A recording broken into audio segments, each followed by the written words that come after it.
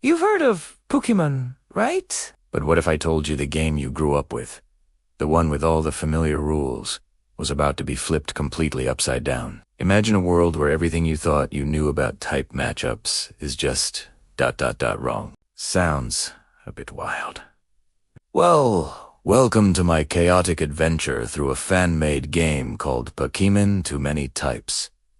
This journey is going to make you question everything. Ready for the madness? Let's dive in.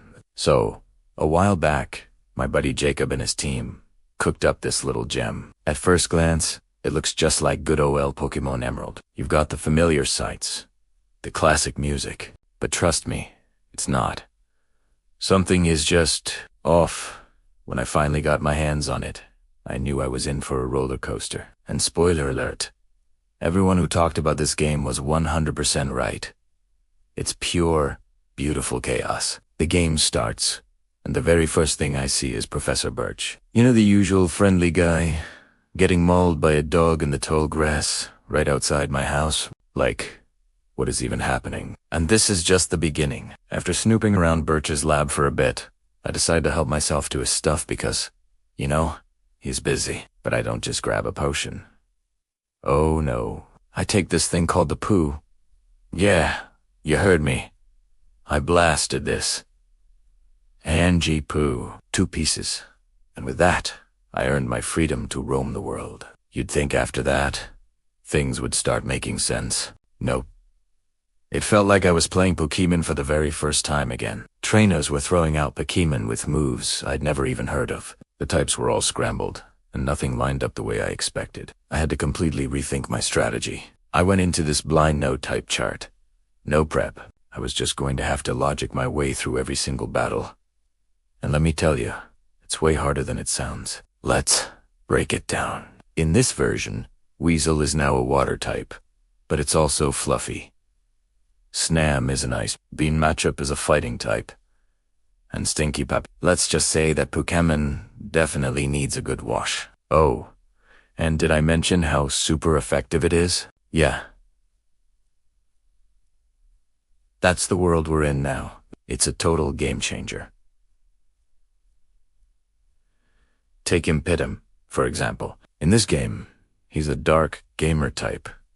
I thought, okay, gamers, they must be weak to water types. Right, kind of like how stinky types would be weak to water. Makes sense, doesn't it?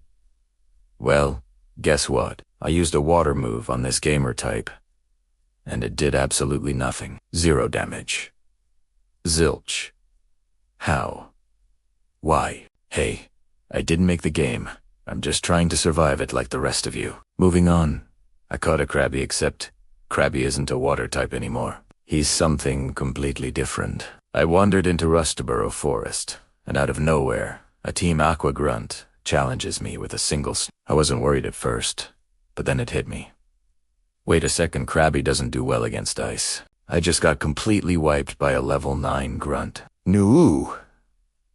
That's just how it goes in this game. But hey, it's not a nuzlocke. So we just ran it back. The first gym fight came up fast, and I walked in feeling all cocky. Usually, Roxanne is a rock-type trainer, right? But in this world, she's all about ancient type. Did I see that coming? Not a chance. Did it absolutely destroy me? You bet. An ancient grass type. Are you serious? I had to rethink everything. But with a little persistence and some serious help from Krabby, we finally got that first gym badge. Phew.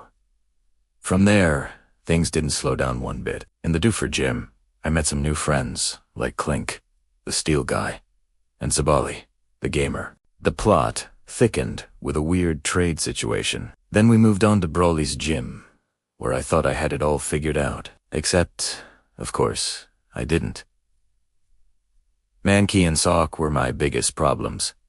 But you know what? After grinding for a bit, I got my sweet revenge and snagged that badge from Brawly. And man, did that feel good. Next up, I made my way to Slate. And here, Team Aqua was holding the museum lady hostage. ... With a water gun. Yes, you heard me. Rita, plastic water gun. I guess that's just what we're doing now. After sorting that out, I took on the next gym. Flannery, the fire-type trainer. And guess what? I was not ready for her Ninetales. After a bit of a misstep, I rematched, came in, prepared, and finally finished the job. Victory tastes so sweet. Then we took on Norman. Yeah, the dad who ditched me and my mom to become a gym leader. I wasn't having any of it. His gym was bizarre and nothing was as it seemed. And don't even get me started on his weird Pokémon. Norman and his team were a handful, but I walked away victorious.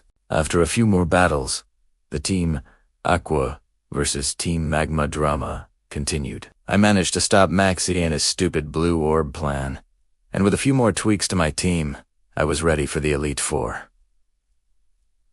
Let me tell you, this was not a smooth ride. When I finally faced the Elite Four, I thought I was prepared. But boy, was I in for a shock. I don't even know what I was expecting at this point.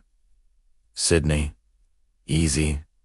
Phoebe, no problem. But when it came to Wallace, the champion, I did not expect what I walked into. He had one of the most chaotic teams I have ever seen in my life. Wallace's team threw me for a total loop. He had a series of ridiculously weird Pokémon, including a Winot that was now a baby type.